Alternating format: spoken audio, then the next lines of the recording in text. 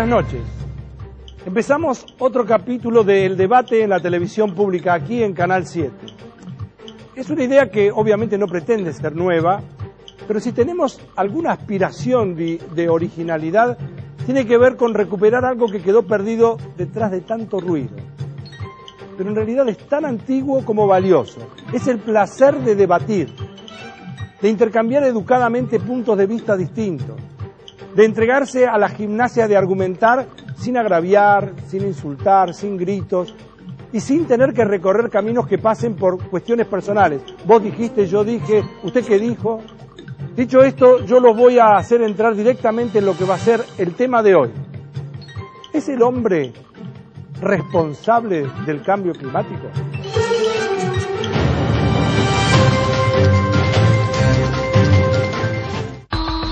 En los últimos 200 años se está produciendo el cambio climático más importante de la historia. Ya hubo un calentamiento global entre los años 800 y 1300. El efecto invernadero continuará si siguen las emisiones de gases. El clima ha variado muchas veces por razones geológicas y astronómicas. El calentamiento global podría exterminar entre el 15 y el 35% de las especies de la Tierra para el 2050. Cada cambio en el planeta produce pérdidas, pero también se generan nuevos ecosistemas. ¿Cuáles son los riesgos reales a los que se enfrenta la humanidad?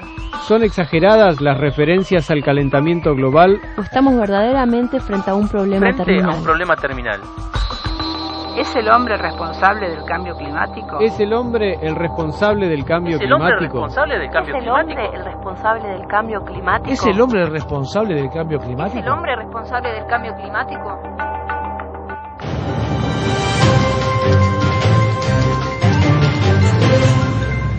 Para analizar estas preguntas y seguramente otras, vamos a tratar de enriquecernos con la presencia de los dos expositores, que son gente seria, responsable, que ha tenido historia en esto.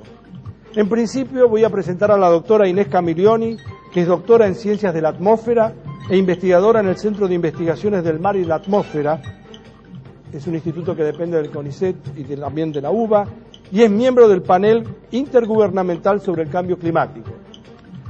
Y del otro lado está el doctor Tristán Simanauskas.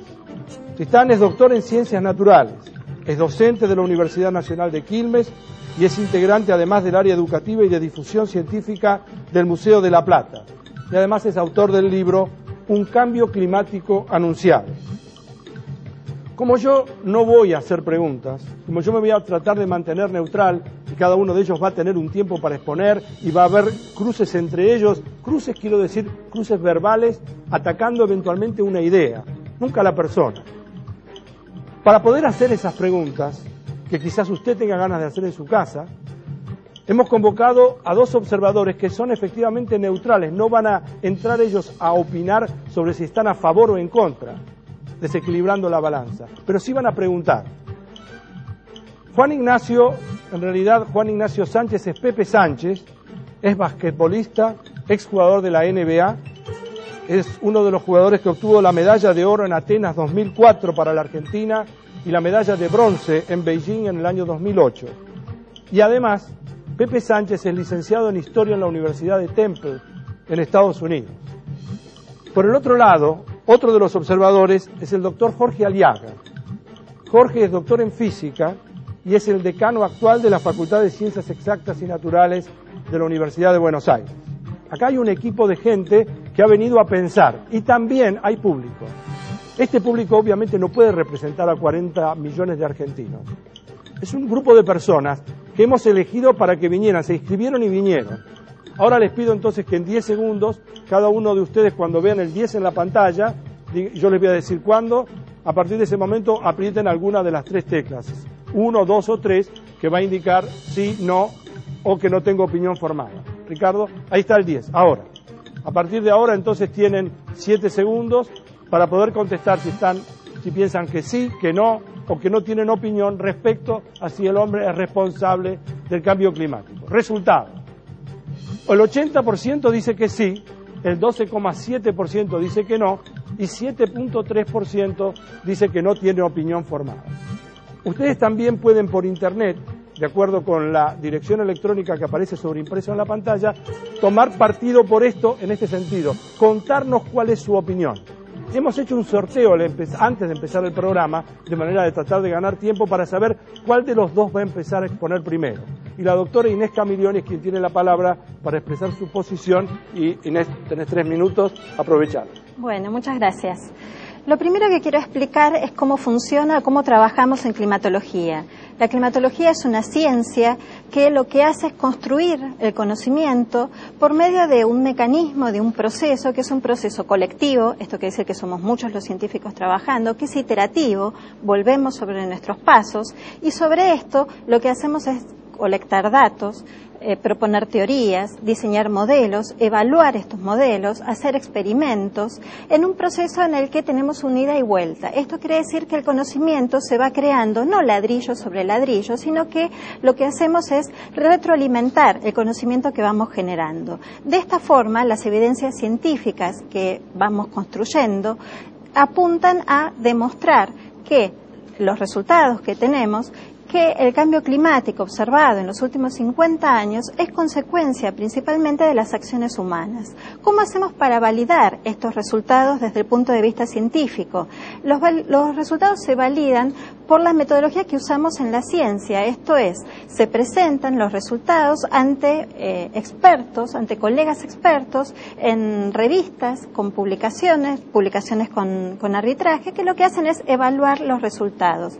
A medida que obtenemos resultados que son líneas de evidencia que convergen hacia un punto y que son respaldadas por la opinión de científicos expertos independientes de la investigación que se está proponiendo, esto le da mayor sustento a los resultados que obtenemos. Y es en este sentido donde hay una enorme cantidad, diría abrumadora, de resultados provenientes de diferentes organismos en distintos lugares del mundo, de centros de investigación, que muestran que el cambio climático observado, por lo menos en las últimas 5 décadas, se deben a las acciones humanas. Esto hay que ponerlo también en un marco de incertidumbres con las que trabajamos, porque, como yo mencionaba, nos basamos también en datos y los datos tienen ciertas incertezas. Es responsabilidad de los científicos avanzar sobre estas incertidumbres para reducirlas, para transmitir de la mejor forma los resultados de forma que puedan ser aplicados en forma apropiada en las políticas que se tomen con respecto al cambio climático. Ahora bien, ¿qué hace el hombre para producir este efecto? Lo que hace es intensificar un fenómeno natural que existe en la atmósfera, que es el efecto invernadero. La temperatura que se registra sobre la superficie de la Tierra depende de cuánta energía proviene del Sol, de cuánto la Tierra devuelve hacia el espacio y de cuánto la atmósfera absorbe y reirradia hacia la superficie terrestre a través de este fenómeno que se denomina efecto invernadero. Lo que hacen las acciones humanas es aumentar la concentración de los gases que dan origen a este fenómeno por diferentes actividades, principalmente la quema de combustibles fósiles que alimentan a la atmósfera de dióxido de carbono, metano, óxido nitroso y otro conjunto de gases que finalmente intensifican el fenómeno natural de efecto invernadero que existe en nuestro planeta. Esa fue entonces la palabra de la doctora Inés Camilioni, que, como ustedes advierten, explica por qué ella cree que efectivamente el hombre tiene incidencia en el cambio climático. El doctor Tristán Simanowska también tiene 3 minutos para expresar su posición. Bien, ¿qué tal? Bien. En primer lugar, es cierto que existe un cambio climático. De hecho, el cambio climático es constante, es parte de la evolución del planeta y de la evolución del universo en su totalidad. Todo el tiempo el clima está cambiando y no es ninguna novedad que exista un cambio. También es cierto que lo que se registra es un aumento de la temperatura media en los últimos 50 años. Lo que resulta más difícil es de tratar de interpretar ese aumento en los últimos 50 años como un aumento exclusivamente debido a la actividad humana. ¿Por qué? Porque en realidad el planeta lleva más de 5.000 millones de años de evolución, el clima del planeta lleva más de 5.000 millones de años de evolución, y a lo largo de todo ese proceso se han dado distintos ciclos y la complejidad del clima en particular, como de todo el sistema planetario, a mi criterio no puede reducirse al análisis de una única variable.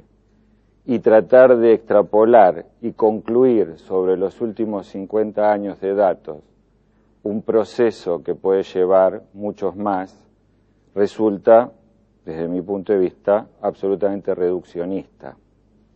No creo que deje de impactar el hombre en el proceso del cambio climático, como todo organismo dentro del planeta, pero definitivamente no creo que sea el principal motor de ese cambio.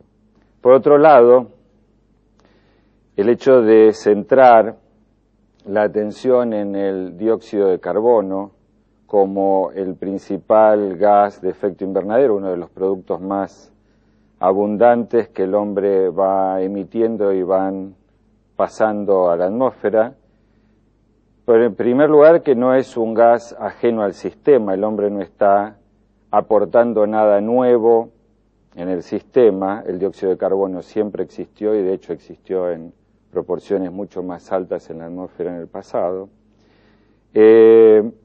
Este dióxido de carbono, en particular, no puede ser considerado el único elemento que genere el desequilibrio que se manifiesta. Uno de los principales gases de efecto invernadero de nuestro planeta es precisamente el agua, y yo quisiera centrar un poco más la atención en este tema del agua del planeta y no tanto en el dióxido de origen humano. Ahora sí quiero darte la alternativa, si querés, de contestarle a la doctora Camilliani. O sea, ella hizo su exposición, vos hiciste la tuya, tenés 2 minutos para contestar lo que te parezca pertinente y reflexionamos todos juntos y aprendemos. Okay. Con respecto a los datos, hay un tema interesante que gira en torno a los datos. El cambio climático registrado, como bien dijo la doctora, está bien datado en los últimos 50 años. Eso es producto de la posibilidad que tenemos hoy en día de obtener datos sobre el clima, particularmente la temperatura, y en los últimos años lo ha reforzado el hecho de la existencia de satélites y otro tipo de tecnología que permite un análisis del clima más detallado. Sin embargo, cuando se plantea el inicio de todo este proceso en torno a lo que fue la revolución industrial, o sea, el inicio de la mayor emisión de dióxido de carbono por parte del hombre, los datos eran datos menores, o sea, en menor cantidad, con menor cantidad de estaciones de toma de datos, y a lo largo del cambio, o sea, a lo largo del tiempo, desde mediados del siglo XIX hasta la actualidad, muchos de los lugares y estaciones en donde se tomaban esos datos han sufrido cambios en torno a su ambiente. Por ejemplo, en muchos casos eran estaciones que estaban en zonas rurales o semirurales y hoy en día quedan en zonas urbanas o semiurbanas. Eso ha traído como consecuencia, por ejemplo, un aumento de la temperatura en esas medidas que está vinculado a efectos claramente urbanos como son las islas de calor que generan las ciudades. Y por lo tanto hace que estos datos, en cierta medida, no digo que sean totalmente erróneos, pero que sí pueden estar demostrando otra distorsión que está vinculada a la toma de los datos en sí. Doctora Inés Camilliani, ahora su oportunidad, 2 minutos para pensar sobre lo que dijo Tristán. Bueno, hay muchas cuestiones. Es cierto que el clima cambia y ha venido cambiando desde siempre. Nosotros llamamos a las causas del cambio climático los forzantes. Estos forzantes pueden ser de orden natural, como erupciones volcánicas, procesos geológicos, como movimientos de deriva de continentes, movimientos de creación de orografía, también fenómenos astronómicos, cambios en la forma de la órbita de la Tierra alrededor del Sol, de la inclinación del eje terrestre. Todo eso puede ser utilizado para explicar los cambios climáticos observados en la Tierra desde hace miles de millones de años. Lo que nosotros estamos planteando es, necesitamos encontrar las causas, poder explicarlas en términos científicos del cambio climático observado en el último siglo o en los últimos 150 años, a partir de los cuales tenemos observaciones. Cuando yo me refería de los últimos 50 años, tiene que ver con el periodo en el cual podemos atribuir a las acciones humanas el cambio climático observado. Aunque contamos con datos de estaciones meteorológicas desde mucho más atrás en el tiempo, yo le diría siglo y medio aproximadamente. Otra cuestión que se mencionó tiene que ver con el vapor de agua. Es cierto, el vapor de agua es el gas de efecto invernadero más importante. Lo que también es cierto es que la capacidad que tiene el hombre de modificar la concentración de este gas en la atmósfera es bastante limitada, pero así todo, en los últimos 40 años se ha detectado un aumento en la concentración de vapor de agua en la atmósfera que está asociado específicamente al aumento de la temperatura que favorece la mayor evaporación desde los océanos. Por lo tanto, el vapor de agua es un gas de efecto invernadero y se ha demostrado recientemente que el hombre tiene algo que ver con los cambios en las concentraciones. El otro aspecto de que el calentamiento que se observa podría estar vinculado a el fenómeno de la isla de calor o las actividades humanas específicamente locales. En realidad eso también puede ser descartado. Existen trabajos científicos que se han realizado, algunos los hice yo, que están publicados en revistas científicas, tratando de cuantificar cuál es el efecto de la isla de calor que puede tener en las tendencias de temperatura. Y ese fenómeno, ya termino, es absolutamente descartado porque en el último siglo, si hablamos de un calentamiento de 0.74 grados centígrados, el efecto urbano se reduce a 0,06 grados. Después de haber escuchado las posiciones iniciales y además la oportunidad que tuvo la doctora Camiglioni y el doctor Sivanauskas de opinar sobre lo que cada uno de ellos había dicho, ahora quiero presentar 3 testimonios de 1 minuto cada uno que van a venir en favor de la posición que tiene la doctora Camiglioni. Los vemos. Dentro de los resultados principales del último informe del IPCC se puede mencionar el aumento de temperatura a nivel global. El aumento de temperatura media global del último siglo y medio fue de aproximadamente 1 grado. Pero no solamente aumentó la temperatura media global, también aumentó el nivel medio del mar, también disminuyeron los campos de hielo en el hemisferio norte. Entonces fueron múltiples evidencias de cambios observados. Estos cambios observados en la segunda mitad del siglo XX son atribuibles a la acción del hombre. ¿Por qué? Porque nosotros trabajamos con modelos matemáticos físicos que representan el clima mundial, por medio de los cuales podemos separar los efectos naturales en el clima con los efectos antrópicos en los cambios climáticos. Esta separación de efectos nos permite afirmar que la temperatura media global y el cambio observado en los últimos 50 años son debido a la acción del hombre. El océano cumple un rol significativo en el sistema climático, esencialmente porque la cantidad de agua que contiene es el mayor reservorio de agua en el planeta. Hay que entregarle significativa cantidad de energía para cambiar su temperatura. De los registros paleoclimáticos sabemos que en los últimos miles de años el océano no ha cambiado su temperatura en forma tan drástica y en forma tan rápida como la que vemos en las últimas décadas. Hay modelos que reproducen el comportamiento del clima. Esos modelos que reproducen bien el océano son incapaces de reproducir esos cambios si no se contempla el efecto de los gases invernadero en la atmósfera, lo cual modifica el balance radiativo de la Tierra. La atmósfera contiene hoy el 40% más de gases invernadero, de dióxido de carbono que en el periodo preindustrial. Por lo tanto, podemos afirmar que la influencia del hombre es la explicación más probable en los cambios que se observan en el océano en las últimas décadas. El calentamiento global es absolutamente incontrastable. No hay ninguna duda que el calentamiento se está produciendo. Algunos sostenemos que el origen es antropogénico, consecuencia de las emisiones de gases de invernadero que han modificado la composición química de la atmósfera y que retienen la energía solar. Fundamentalmente con los glaciares de Patagonia y Tierra del Fuego, lo que observamos es un retroceso violento, a veces catastrófico, que se inició a fines de la década del 70 y que continúa en forma ininterrumpida hasta nuestros días. En el registro natural no existe ningún ejemplo de calentamiento global, masivo y vertiginoso a una tasa de aumento de la temperatura comparable con la que tenemos hoy en día.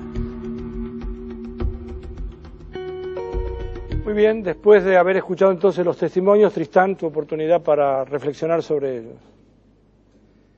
Bueno, en primer lugar, yo escuchaba a Rabasa y me llama la atención cuando plantea que no existe en el registro geológico y paleontológico un aumento de la temperatura tan vertiginoso. Y lo primero que se me ocurre es lo siguiente, nosotros estamos midiendo en los últimos años el registro geológico y paleontológico se mide en miles, decenas de miles, cientos de miles o millones de años. La escala en la que uno está midiendo hoy en día es una escala chica en comparación con los tiempos geológicos y definitivamente cualquier cambio vertiginoso o lento dentro de ese registro que está en el margen de los 1000, 10.000 o 1.000.000 de años, ni que hablar, es absolutamente enmascarada esa velocidad por ese mismo registro. Por lo tanto, afirmar que nunca existió un crecimiento tan vertiginoso es absolutamente imposible de afirmar. ¿Por qué? Porque uno no puede comprobar en el registro, por la escala del registro geológico, precisamente la escala de tiempo que maneja esa tasa o esa velocidad de cambio, por un lado. En segundo lado, por otro lado, el tema de los océanos, estoy de acuerdo con que el océano es el principal absorbedor de energía y es el que también emite la gran cantidad de energía que recibe el Sol nuevamente hacia el sistema, hacia la atmósfera, pero la dinámica de esos océanos lleva también miles de años, o sea, aquel cambio que nosotros vemos en el océano hoy en realidad es el reflejo de eventos que fueron impactando en ese océano a veces cientos de años atrás o miles de años atrás, por el volumen y la dinámica de este gran cuerpo de agua, ¿no? Doctora Camilloni, 2 minutos para contestarle a Tristán. Con respecto al océano, el funcionamiento, la dinámica que tiene el océano no es homogénea, no se comporta igual en toda su profundidad. Las capas más cercanas a la superficie del océano responden mucho más rápido a los forzantes y al calentamiento que las capas más profundas. Por lo tanto, el calentamiento que se registra en la atmósfera está acompañado también por aumentos de temperatura de la superficie del mar que reflejan lo que pasa en los primeros centímetros o metros de la atmósfera en esta capa que está y que forma parte de la interacción entre la atmósfera y el océano. Por lo tanto, en ese punto no es que tenemos que esperar a miles y millones de años para ver cómo el océano interactúa con la atmósfera. Tenemos fenómenos de la variabilidad natural del clima que muestran rápidamente cómo hay una interacción entre el océano y la atmósfera, como lo es el fenómeno del Niño. El calentamiento extraordinario del océano Pacífico responde rápidamente en la atmósfera alterando los patrones de circulación del aire y los vientos. Y las precipitaciones en muchas regiones del planeta. Por lo tanto, hay escalas de tiempo que tienen que ver con las escalas de tiempo humanas, no geológicas, en la respuesta del océano a forzantes atmosféricos. Es cierto que los datos paleoclimáticos son proxidatos, esto quiere decir son aproximaciones a información climática a partir de otros parámetros que no son estrictamente mediciones de valores en la atmósfera de ese momento. Y lo que sí sabemos a partir de esos proxidatos, por ejemplo, es que la concentración de dióxido de carbono en la atmósfera en los últimos 650.000 años no alcanzó los niveles que tenemos en la actualidad, por ejemplo. Ahora sí, vamos a hacer la primera pausa en el programa. Después, en el segundo bloque, van a participar el doctor Jorge Aliaga y también mi querido Pepe Sánchez, que vino desde Bahía Blanca expresamente para poder coparticipar de este programa. Y Jorge Aliaga también es mi querido Jorge Aliaga, para que vamos a ser justos, y Inés Camilloni también, y no les quiero contar lo de Tristán. Pero de todas maneras nosotros seguimos en esto que es el debate en la televisión pública para tratar de dilucidar y aprender un poco más sobre si el hombre es responsable o no del cambio climático observable. Ahora sí.